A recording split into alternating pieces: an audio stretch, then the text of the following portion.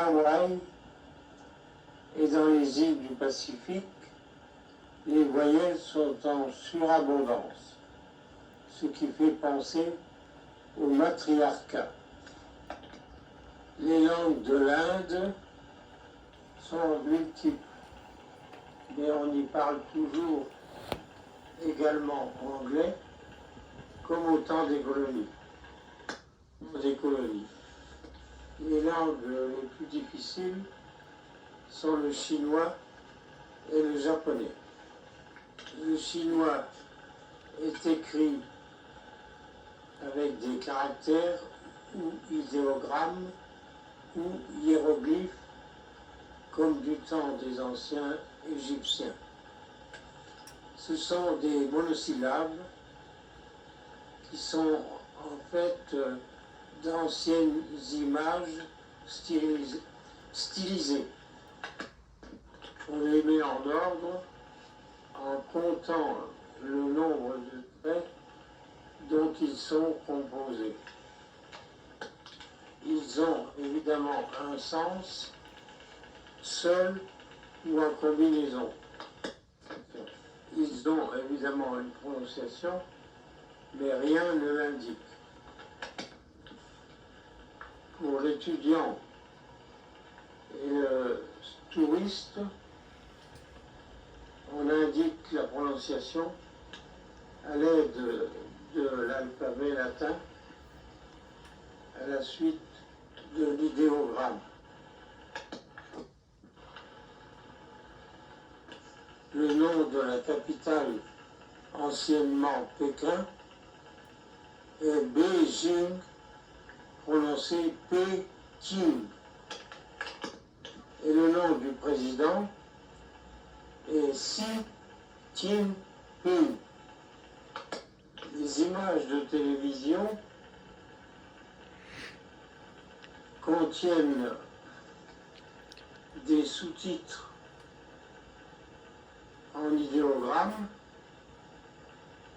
lorsqu'il y a un orateur. La langue officielle est le mandarin, mais il y a d'autres langues régionales, car c'est un grand pays. On suppose que les sous-titres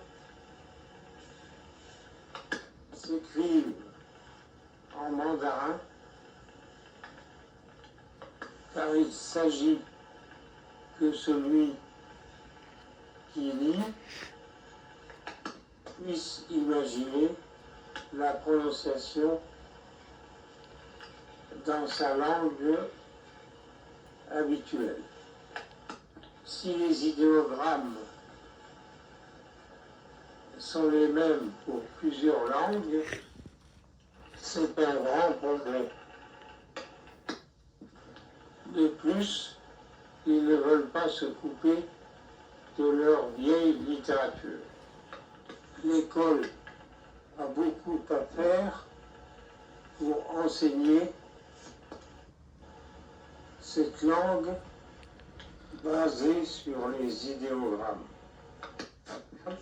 La langue chinoise est énergique et assez rapide.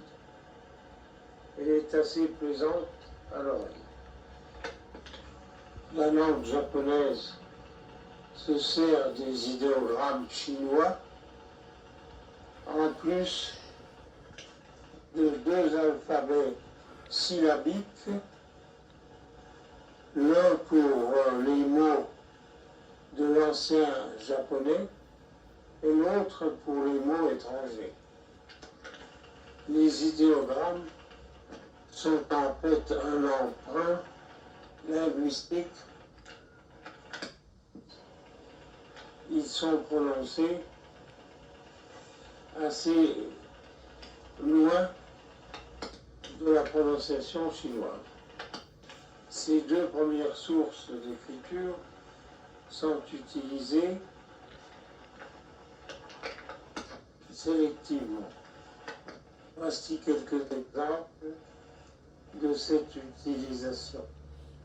On pourrait faire la même chose pour les noms de famille. Par exemple, pour les noms de lieux, on utilise deux idéogrammes donnant Tokyo, capitale de l'Est, où on prend Hiroshima avec l'alphabet syllabique qui signifie île large, ou Nagasaki qui signifie pointe longue. Les mots d'une phrase peuvent avoir une ou deux racines chinoises suivies d'une terminaison en alphabet syllabique. C'est le cas des substantifs ou des verbes. Il est à noter que les racines chinoises peuvent être prononcées jusqu'à 10 façons différentes suivant la terminaison et ce qu'on veut dire par le mot. Ces exemples montrent que la langue japonaise est légèrement plus facile à traiter car il y a 3 moyens pour écrire les mots. On peut donc penser que c'est la langue chinoise qui est la langue la plus difficile du monde. On n'a pas à s'en faire car dans peu de temps, 20 ou 30 ans par exemple, on fera un stage de 10 jours pendant lequel on nous introduira une puce qui nous permettra de parler chinois facilement.